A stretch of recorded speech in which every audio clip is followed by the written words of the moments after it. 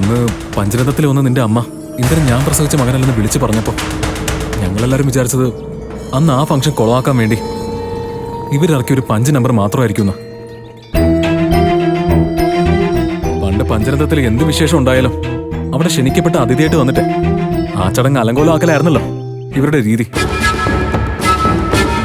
പക്ഷെ അന്ന് ക്ഷണിക്കാതെ കയറി വന്ന് നിങ്ങൾ പൊട്ടിച്ച ബോംബെ സ്വന്തം കുടുംബത്തെ തന്നെ തകർക്കാനായിരുന്നല്ലോ ആന്റി.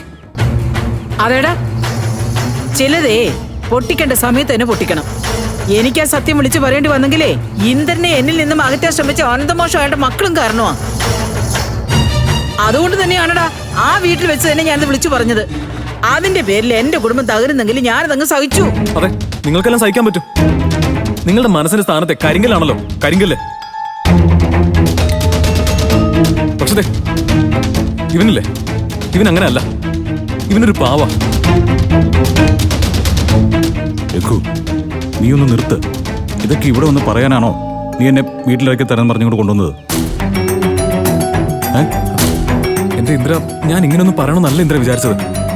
പെറ്റമ്മ അല്ലെങ്കിലും നിന്നെ സ്വന്തം അമ്മയുടെ സ്ഥാനത്ത് നിന്ന് ഒന്ന് കാണണമെന്ന് ഇവരോട് റിക്വസ്റ്റ് ചെയ്യാൻ വേണ്ടിയിട്ടാ ഞാൻ വന്നത്. പക്ഷെ തുടക്കത്തിൽ തന്നെ ഒരു കല്ലെടുപ്പിച്ചില്ലേ? ഞാൻ കല്ലും കരിങ്കല്ലും ഒക്കെ തന്നെയാടാ. നീ വലിയ സൗമ്യനും മാനിനും ഒക്കെ ആണല്ലോ. അതുകൊണ്ടാണല്ലോ നിന്റെ ഭാര്യ നിന്നെ അവളുടെ വീട്ടിൽ കയറ്റാത്തത്. മതിയമ്മേ, വീട്ടിൽ വന്ന് കയറിയ ഒരാളോട് ഇങ്ങനെയാണോ സംസാരിക്കുന്നത്? നീ എന്നെ സംസാരിക്കാൻ പഠിപ്പിക്കണ്ട കേട്ടോ.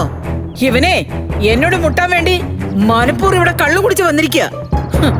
അത് നിന്റെ ഏട്ടന്റെ ഒത്താശയോടെ.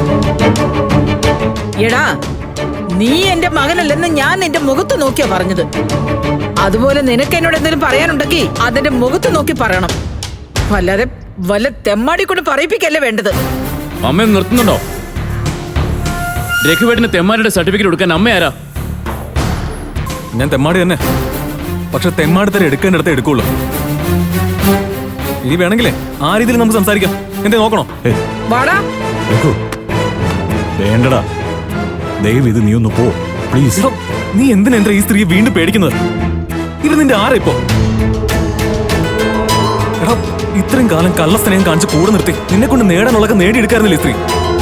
നിന്റെ ചോര നീര് ഊറ്റി കുടിച്ച ശേഷം നീ ആരുമില്ലെന്ന് പറഞ്ഞ എടാ, ഈ വീടടക്കം എല്ലാവർക്കും സ്വന്തമായില്ലേ? നിങ്ങളൊരു മനുഷ്യ സ്ത്രീയോ അതോ പിശാചോ? അത് അറിയാൻ മേലാത്തോണ്ട് ചോദിക്കുക. മതി, നിർത്ത് പ്ലീസ്. ഇത് നീ ഒരു അക്ഷരം മിണ്ടരുത്. പോ ചെല്ല്. പറയുന്നത് രഘു, പോ. ഞാൻ പറയുന്നത് കേക്ക്. ചെല്ല് എന്റെ പൊന്നു രഘു, പറയുന്നത് കേക്ക്. രഘുട്ട വാ. രഘുട്ടൻ ഇവിടെ നിന്നത് ശരിയാവില്ല. സത്യം രഘുവേട്ട, പ്ലീസ് രഘുവേട്ട, ഒന്ന് പോ. ശരി, ഞാൻ പോയിക്കോളാം.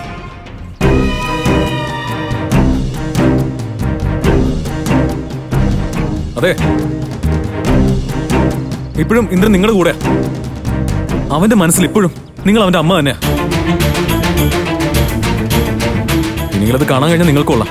നീ പോടാ.